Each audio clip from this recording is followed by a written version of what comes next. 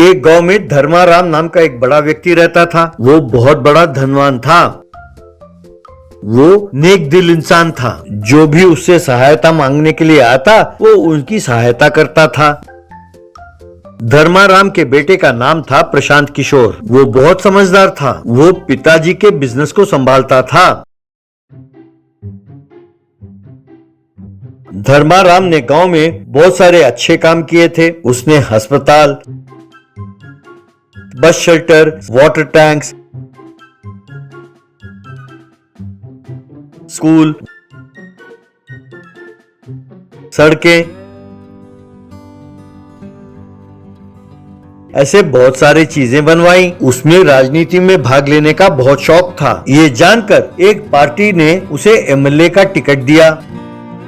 एक दिन प्रशांत किशोर, हमें राजनीति में जाने की क्या जरूरत है पिताजी? अगर लोगों की सेवा ही करनी है तो उसके बहुत सारे मार्ग हैं। मेरी बात मानिए पिताजी, आप इस मुकाबले में भाग ना लें, आप नहीं जीतोगे। तब धर्माराम, ये क्या कह रहे हो बेटा? मैंने गांव में इतने सारे अच्छे काम किए हैं और मैं नहीं जीतूंगा? तुम एकदम ना समझ हो बेटा, तुम कुछ नहीं जानते। तब प्रशांत किशोर, पिताजी मैं राजनीति में नहीं हूँ, लेकिन ये नेता और लोग कैसे सोचते हैं मैं अच्छी तरह जानता हूँ। आपका हारना एकदम पक्का है, चाहे तो आप लिख के रख लो।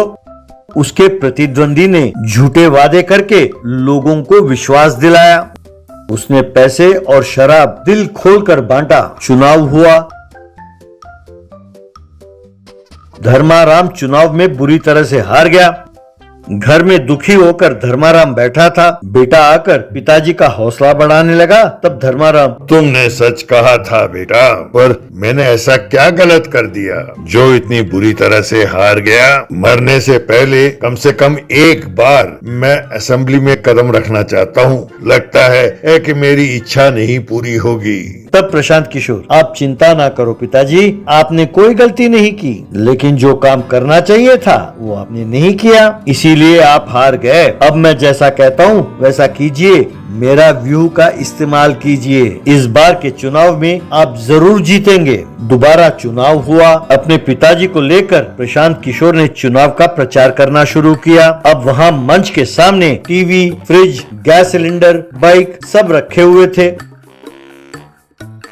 प्रशांत किशोर, गांव वालों, मेरे पिताजी हमेशा गांव की भलाई के बारे में ही सोचते रहते हैं। ऐसे व्यक्ति को जिताना हमारा फर्ज है। अगर आप लोगों ने इन्हें जिताया तो हर घर में टीवी, गैस सिलेंडर एकदम मुफ्त, हर कॉलेज वाले विद्यार्थी को बाइक मुफ्त में मिलेगा, लड़कियों को स्कूटी दिलाया जाएगा, घर घर में फ्रिज होगा। इतना ही नहीं, किसानों का ऋण माफ किया जाएगा। ये धर्माराम जी का वादा है। अगर ये सब वस्तुएं आप चाहते हैं तो धर्माराम जी को भारी बहुमत से जिताइए। तब वहाँ खड़े लोग, हाँ, हमारा वोट धर्माराम जी के लिए ही है। बाद में काउंटर लगाकर प्रशांत किशोर ने लोगों में पैसे और शराब बांटा। चुनाव वाला दिन आया। उस चुनाव में धर्माराम की भारी बहुमत से जीत हुई। ये देखकर धर्माराम बहुत खुश हुआ। कुछ दिनों बाद सब गांव वाले धर्माराम के घर आए। प्रशांत किशोर भी वहीं था।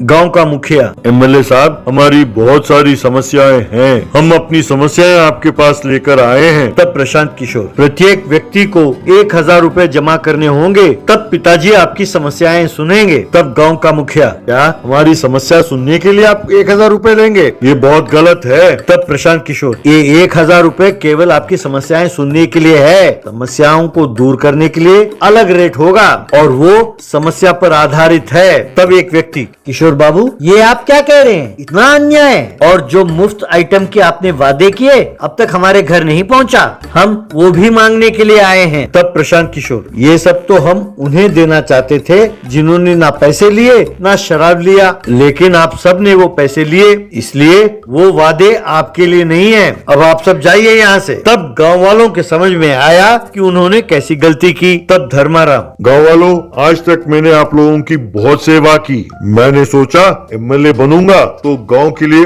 और भी बहुत अच्छे काम करूंगा, लेकिन पैसे और शराब के लालच में आप लोगों ने मुझे हराया और आप लोगों ने मुझे भी तभी जिताया जब मैंने आपको शराब और पैसों की लालच दी और झूठे वादे किए। आप जैसे विश्वासघातों की मैं सेवा क्यों करूं? आप समझते हैं कि पैसे लेके वोट डालने का हक आपको है, पर जो चुनाव जीतेगा वो ईमानदारी से आपके लिए काम करेगा। ये काम नहीं चलेगा। जो पैसे लेकर चुनाव जीतेगा वो ईमानदारी से काम कैसे करेगा? ये आपने सोच कैसे लिया? अब आप लोग जाइए यहाँ से, मुझे आपसे कोई काम नहीं है। यूं कहा गुस्से में। तब गांव का मुखिया, महाशय हम अपनी गलती जान गए हैं। हम जान गए हैं कि झूठे लालच में आकर हम खुद ही अपनी जिंदगी को तबाह कर रहे हैं। आज से हम अपना वोट नहीं बेचेंगे, हमें क्षमा करें। यूं कहकर सब गांव वालों ने प्रणाम किया। लेकिन धर्माराम अपने वादे का पक्का था। उसने सब लोगों को TV, fridge, gas cylinder, bike, scooty गांव वालों में बांटा और अपना वादा पूरा किया। बरहमपुर नाम के गांव में गोविंद नाम का व्यक्ति एक ठेले में एग नूडल्स फ्राइड सैंडविच बनाकर बेचकर अपना गुजारा करता था। पहले वो एग नूडल्स बनाता, फिर ब्रेड स्लाइसेस को सेककर उनके बीच में एग नूडल्स रखकर लोगों को देता था। लोग आकर उसके बनाए हुए एग नूडल्स फ्राइड सैंडविच मजे से खाते थे। लोग उसके पकवान की खूब प्रशंसा करते तो गोविंद फूला ना समाता। गोविंद का बेटा था दीपू। उस गांव में हाई स्कूल ना होने के कारण वो कुछ और बच्चों के साथ मिलकर जंगल के रास्ते से पास वाले गांव के हाई स्कूल में पढ़ने जाता था। उसे सैंडविच और एग नूडल्स बिल्कुल पसंद नहीं था। गोविंद दीपू से, सारा गांव मेरे एग नूडल्स और फ्राइड सैंडविच पर फिदा है और तुम कहते हो तुम्हें पसंद नहीं? बिना उसका स्वाद चखे तुम ऐसे कैसे कह सकते हो? एक बार खाकर तो देखो।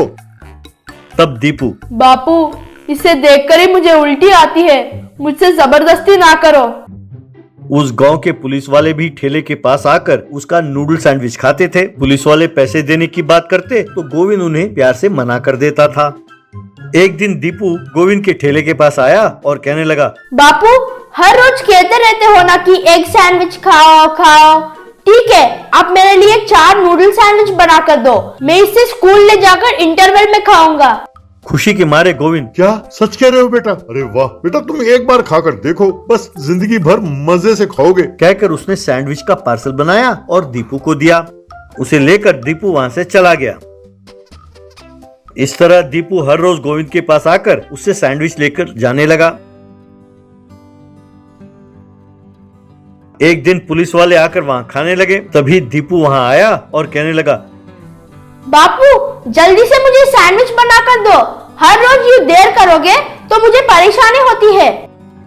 तब गोविंद, बेटा इस वक्त मैं बिजी हूँ, थोड़ा टाइम लगेगा, ठहरो, ये पुलिस वाले चले जाएं तब मैं तुम्हें बना कर दूंगा। तब दीपू, अरे बापू तुम्हारा क्या है, तुम आराम से बनाओगे, वहाँ वो इंतजार नहीं करेंगे।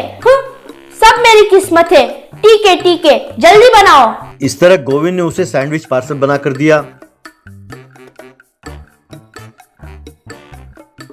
तब ऐसे ही, क्या बात है गोविंद, तुम तो कहते थे कि तुम्हारे बेटे को सैंडविच बिल्कुल पसंद नहीं है और अब वो 4-4 सैंडविच बना कर ले जा रहा है। गोविंद, यही बात तो मेरे समझ में नहीं आती है सर। आजकल हर रोज 4-4 सैंडविच लेकर जाता है, उसका एक सैंडविच खाना ही बहुत बड़ी बात है, पता नहीं क्या है। यह सुनकर एसआई को शक हुआ। एसआई गोविंद से, गोविंद पता नहीं क्यों मुझे तुम्हारे बेटे पर शक हो रहा है, तुमने गौर किया? उसने कहा था कि अगर देर करेंगे तो वो इंतजार नहीं करेंगे, यानी ये जो सैंडविच ले जा रहा है अपने लिए नहीं किसी और के लिए ले जा रहा है। उसको डर है कि अगर इसने देरी की तो वे नाराज हो जाएंगे। पता लगाना होगा कि वे कौन है, उसके सीनियर या कोई और। इस तरह पुलिस और गोविंद दीपू का पीछा करने लगे। उन्होंने देखा कि दीपू एक पहाड़ी के गुफा के अंदर जा रहा है। वो भी उसका पीछा करने लगे। अंदर जाकर उन्होंने देखा कि वहाँ 2 चोर थे। उन्होंने दीपू से सैंडविच लिया, फिर उसे 2 थप्पड़ मारा। उनमें से एक चोर, अरे यूं हर रोज देरी से आते हो? हाँ? कल से अगर तुम्हारे आने में देरी हुई या तुमने हमारे बारे में किसी को बताया तुम्हारी जान ले लेंगे, खबरदार। कहकर सैंडविच खाने लगे। तब ऐसे ही कमीने, ये तो जेल से भागे हुए कैदी हैं, कन्ना और मुन्ना। इन्हें पकड़ने के लिए हमने चारों ओर चेक पोस्ट लगाया है, इसीलिए ये यहाँ छिपे बैठे हैं। लगता है स्कूल से लौटते वक्त तुम्हारा बेटा इनके गिरफ्त में आ गया। Constables attack. ऐसा कहा। बस पुलिस ने उन दोनों को चारों ओर से घेर लिया और उन्हें खूब मारा, फिर उन्हें ले जाकर जेल में डाल दिया।